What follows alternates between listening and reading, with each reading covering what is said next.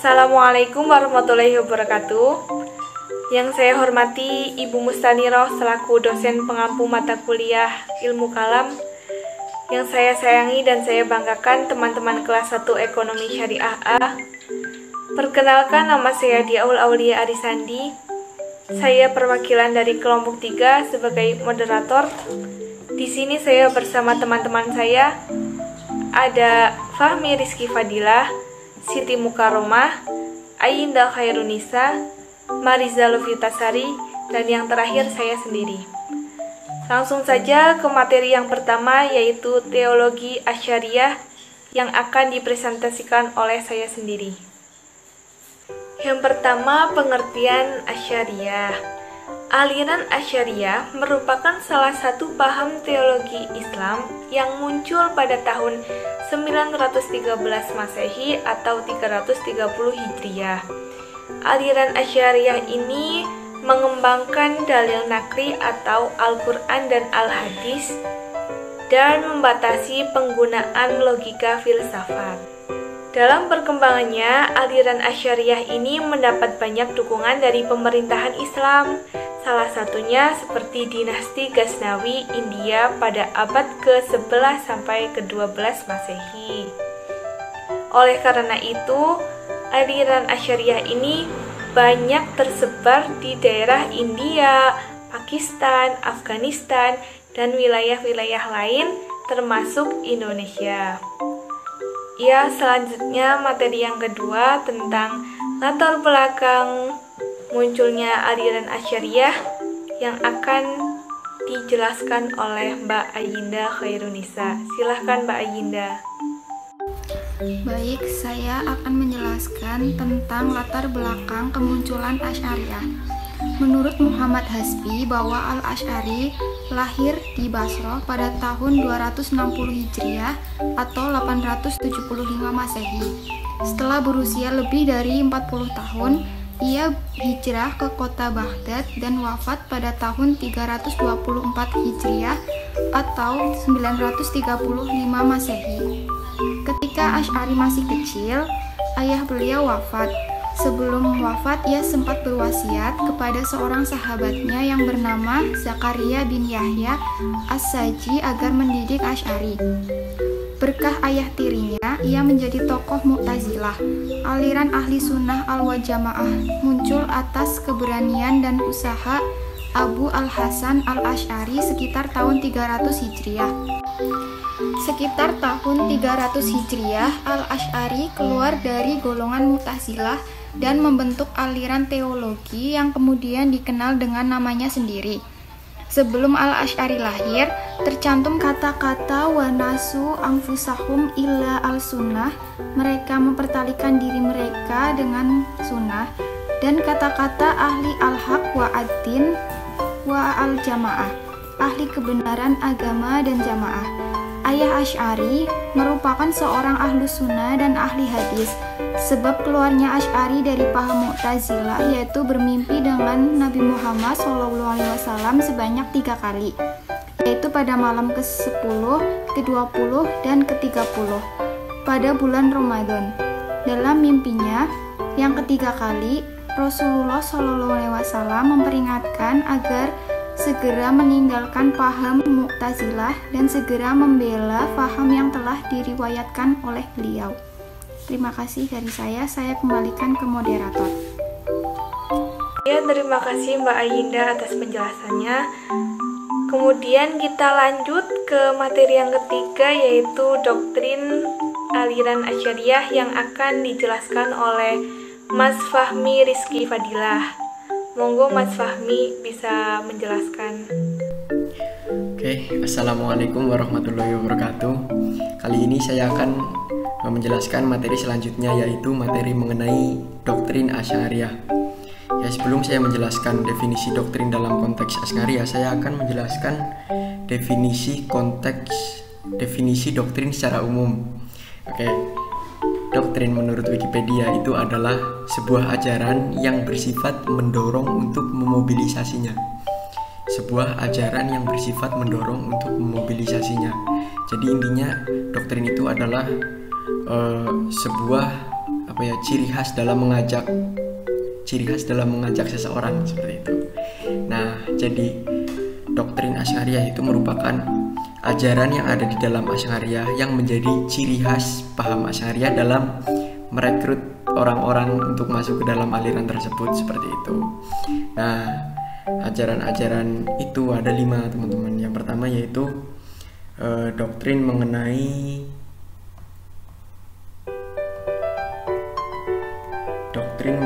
sifat Tuhan.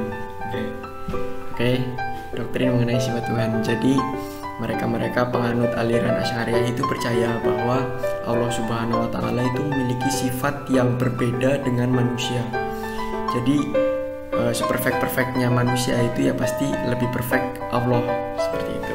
Sebagai contoh seperti ini, Allah itu kan maha mendengar.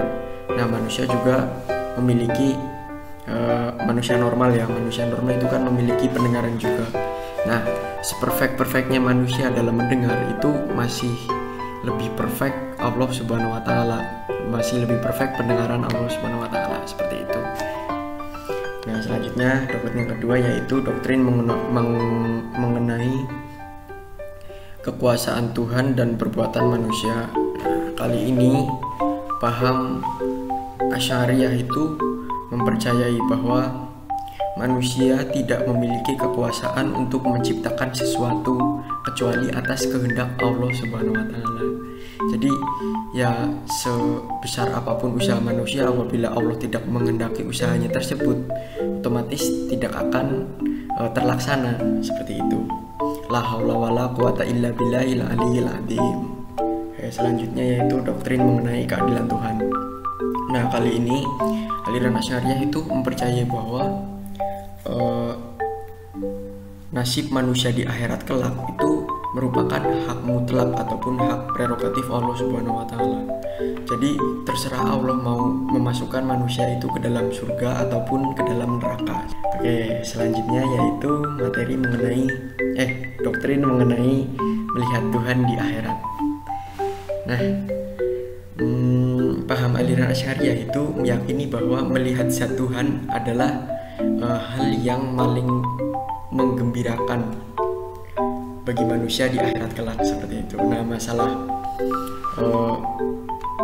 bagaimana Allah menampakkan wujud zatnya itu ya semua hak mutlak Allah akan seperti apa. Jadi intinya aliran Asy'ariyah itu memiliki ajaran bahwa sebuah proses itu harus dinikmati. Jadi masalah nantinya kita akan bertemu dengan Tuhan atau seperti apa ya tunggu aja, besok pasti ketemu seperti itu. Nah, sekarang yang penting kita menikmati proses, menikmati ketidaktahuan itu dengan menjalankan semua yang disuruh oleh Tuhan dan menjauhi semua larangannya seperti itu. Selanjutnya yaitu doktrin mengenai dosa besar. Nah, dosa besar. Oke. Nah, dalam aliran Asy'ariyah itu mereka mempercayai bahwa orang-orang yang melakukan dosa besar itu layak disebut dengan fasik seperti itu. Akan tetapi soal kemungkinan ia masih diterima oleh Allah Subhanahu wa taala, masih diterima di surganya Allah Subhanahu wa taala itu semua bergantung kepada hak mutlak atau hak prerogatifnya Allah seperti itu.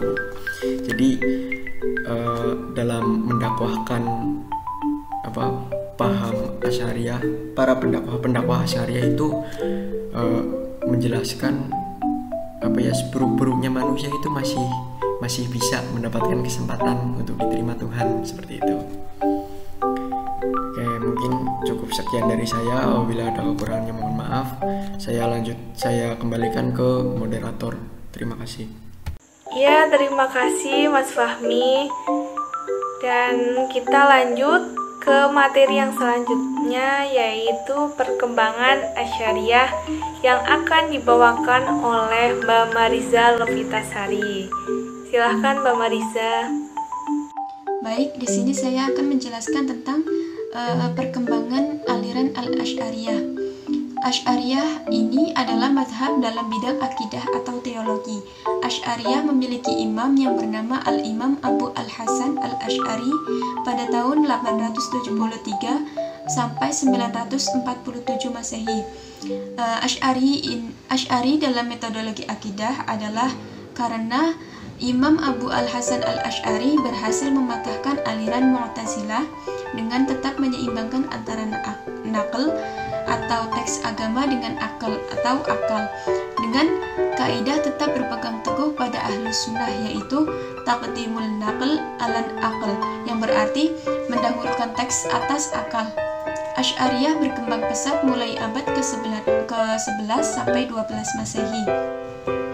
Teologi Asy'ariyah yang kemudian menjadi bibit dalam aliran ahlus sunnah wal jamaah ini kelihatannya timbul sebagai reaksi terhadap faham golongan Mu'tazilah dalam menyebarkan ajaran-ajarannya. Setelah Al-Asy'ari menjadi pengikut setiap dari golongan tersebut selama kurang lebih 40 tahun, sebuah catatan waktu yang cukup panjang, Abu Hasan Ibnu Ismail Al-Asy'ari menyatakan diri membelot dari golongan Mu'tazilah dan memproklamirkan sebuah ajaran teologi baru yang dinisbahkan dengan namanya sendiri, yaitu Al-Asy'ariyah. Ia tampil dan mengokohkan dirinya sebagai pemikir teologi dengan penalaran ortodoks di bidang akidah. Penalaran ini lebih mengutamakan kepada sumber-sumber Islam sendiri, seperti Al-Quran dan Sunnah Nabi. Aliran teologi Al-Asy'ari yang tak lepas dari refleksi sosial dalam menyikapi kultur masyarakat saat itu, dengan menggambarkan bahwa daya beserta kekuatan yang dimiliki oleh manusia di saat berhadapan dengan kekuatan yang absolut tidak akan berdaya sama sekali, di samping menjadikan senjata dan kekuatan anggapan bahwa manusia itu mempunyai keterbatasan. Kedatangan teologi ini banyak diterima oleh masyarakat umum setelah menyatakan bahwa ia merupakan golongan yang mengutamakan kepada sunnah dan sepaham dengan Ahmad Ibnu Hanbal. Pada dasarnya, Al-Asy'ari mencoba menempuh jalan tengah antara dua ekstremitas, yaitu para rasionalis Mu'tazilah yang membuat wahyu di bawah penalaran dan para eksternalis yang berbeda pendekatannya, yang menolak peranan nalar dan kembali bersandar pada makna ayat-ayat Al-Quran dan hadis. Sementara itu, golongan Mu'tazilah tidak begitu setia berpegang pada as-sunnah dikarenakan oleh keraguannya terhadap keorisinilan as-sunnah tersebut, sehingga dianggap sebagai golongan yang tidak berpihak pada as-sunnah. Sementara Al-Asy'ari dalam menguatkan pendapatnya terlebih dahulu merujuk kepada as-sunnah atau hadis. Dan dasar inilah yang menjadi titik tolak bagi para pengikut Al-Asy'ari, sehingga aliran tersebut dinamakan Ahlu As-Sunnah. Pada saat masyarakat luas memberi respon yang sangat positif terhadap aliran Al-Asy'ariyah, bahkan menyatakan sebagai pengikutnya, maka semenjak itulah ia menjadi golongan yang mayoritas dan aliran Mu'tazilah menjadi golongan minoritas. Apalagi setelah Khalifah Al-Mutawakkil melihat bahwa posisinya sebagai khalifah perlu dukungan dari masyarakat mayoritas, sehingga dibatalkanlah aliran Mu'tazilah sebagai mazhab resmi negara, dan aliran ini semakin lama semakin berkurang, yang kemudian hampir hilang dan digantikan oleh aliran Al-Asy'ariyah. Dari sinilah muncul term Jamaah Al-Muslimin. Bertolak dari kedua tersebut, yaitu teologi Al-Asy'ariyah yang berpegang teguh kepada as-sunnah, lalu dikatakanlah Ahlu as-sunnah dari sisi lain sebagai golongan mayoritas atau al-jamaah yang dianut oleh umat Islam. Penggabungan dari kedua hal tersebut menjadi Ahlu sunnah wal jamaah. Istilah as-sunnah wal jamaah ini tidak dikenal baik pada zaman Nabi maupun pada masa pemerintahan Khulafa ar-Rasyidin. Bahkan tidak dikenal pada zaman pemerintahan Bani Umayyah pada tahun 31 sampai 133 Hijriah atau 611 sampai 750 Masehi. Istilah ini untuk pertama kalinya dipakai pada masa pemerintahan Khalifah Abu Ja'far al-Mansur pada tahun 137 sampai 159 Hijriah atau 754 sampai 775 Masehi. Istilah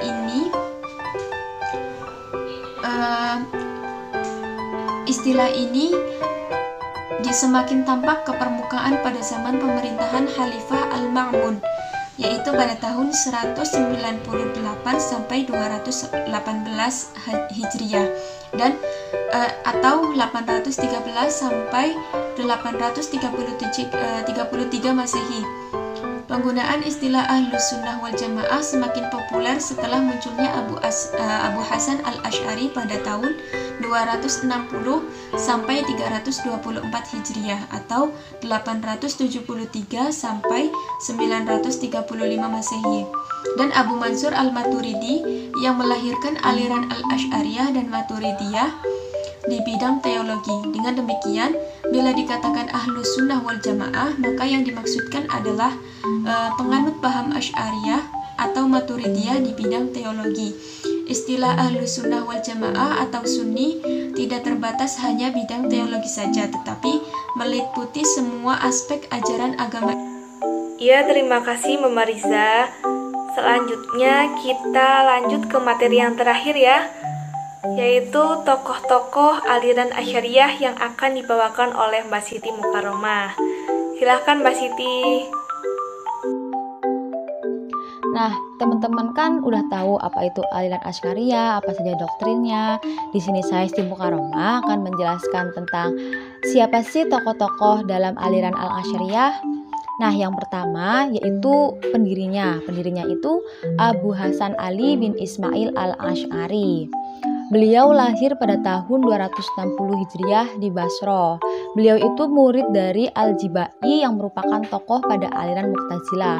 Namun pada tahun 300 Hijriah, beliau keluar dari aliran Mu'tazilah karena yang pertama, beliau khawatir akan nasib umat Islam yang merendahkan Al-Quran dan hadis karena sikap Mu'tazilah yang terlalu memuja-muja akal pikiran. Dan yang kedua karena beliau bermimpi bertemu dengan Rasulullah SAW, dan dalam mimpinya tersebut beliau diperintahkan oleh Rasulullah untuk meninggalkan aliran Mu'tazilah. Nah, selanjutnya setelah hal baru tersebut, beliau mendirikan aliran baru yaitu aliran Asy'ariyah yang bisa diterima oleh seluruh umat Islam. Beliau wafat pada tahun 324 Hijriah di Baghdad. Yang kedua yaitu Al-Qadhi Abu Bakar Al-Baqilani.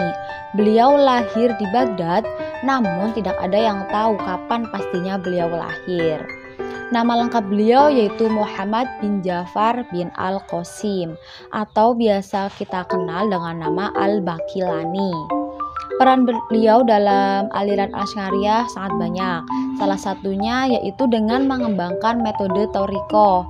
Metode Thoriqoh ini mengambil hukum tidak harus dengan logika, tetapi harus ada premis-premis dasar atas dalil-dalil tersebut. Nah, beliau juga mengembangkan teologi ini dengan lebih sistematis. Beliau wafat pada tahun 403 Hijriah di Baghdad. Nah, yang ketiga itu Al-Imam Al-Haraman Al-Juwaini. Beliau lahir pada tanggal 14 Muharram tahun 419 Hijriah.